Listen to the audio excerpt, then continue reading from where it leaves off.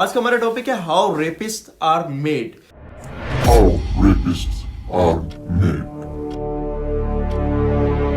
इसका सबसे बड़ा फैक्टर आता है घर का माहौल। घर के माहौल के अंदर ही जब औरत की अजमत को नहीं बयान किया जाता, औरत के ऊपर तशद्दुद किया जाता है वालिद की तरफ से, बच्चों के सामने औरत को गालियां दी जाती है, माँ बहन की गालियां दी जाती है, औरत को दो टके के बोला जाता है, उसको जूते की नोक पे रखा जाता है, तो जो बच्चा होता है उस टाइम पे वो ट्रॉमा के अंदर होता है। जब वो बड़ा होता है, वो ग्रोइंग एज में होता है, उसको ज़हन में वो चीज़ें सारी बैठ चुकी होती हैं और एक किस्म का वो विलन होता है। लेकिन वो विलन कितनी लोगों की जिंदगी तबाह करते आगे ये तो उसी को पता है। ऐसे केसेस के अंदर कुछ लोग ऐसे होते हैं कि जो गलत साइड पे चले जाते हैं और कुछ लोग ऐसे होते हैं जो अपनी वालदा को संभाल लेते हैं। जो लोग नेगेटिव साइड पे जाते हैं वो ये चीज देखते हैं कि औरत की हमारे माशरे के अंदर इज्जत नहीं है, हमने औरत के ऊपर हुक्मरानी करनी है, हमारे में बहुत ईगो है, हमने अपनी मर्दानगी दिखानी है हर जगह, औरत हमारी जूते की नोक पे दो टके की है। और हमारे ड्रामास के अंदर भी अनफॉर्चुनेटली यही चीजें दिखाई देती है। जब बच्चा घर से ही ये चीज सीखेगा कि मेरी माँ की और औरत की हमारे माशरे के अंदर कोई इज्जत नहीं है, हम जो मर्द हैं हम हुक्मरानी करने आए हैं और औरत को कोई अजमत हासिल नहीं है हमारे माशरे में, ये तो फिर उस कंडीशन के अंदर वो बच्चा जब भी घर से बाहर निकलता है वो हर औरत को उसी अंदाज से देखता है,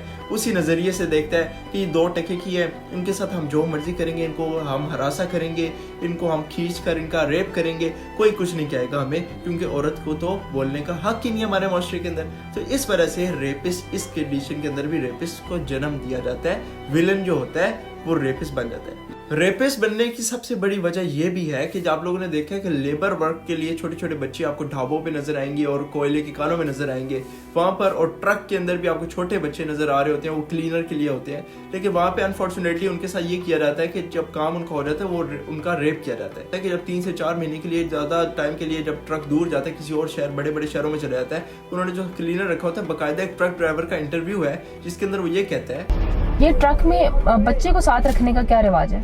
बस हमारा ये हाथ होता है, तो दिल चाहते वो काम उस पे कर लेते हैं। कितने बच्चों के साथ तुमने ये काम किया? ये तो 2-3 बच्चों से। जैसे आपने देखा कि ट्रक ड्राइवर खुद कहता है कि हम बच्चों के साथ जिस्मानी ख्वाहिशात पूरी करते हैं। जब ये चीज़ होगी तो बच्चा भी यही चीज़ एक्सपीरियंस करना चाहेगा ज़िंदगी के अंदर कि मैं भी जो मेरे साथ हो रहा है मैं भी औरों के साथ ये करूं। इससे चाहे वो लड़कों के साथ ये काम करे चाहे वो लड़कियों के साथ करे, उसके दिल में एक चीज़ आएगी कि मैं भी एक चीज़ एक्सपीरियंस करना चाहता हूँ कि इससे होता क्या है, इससे क्या फील होता है।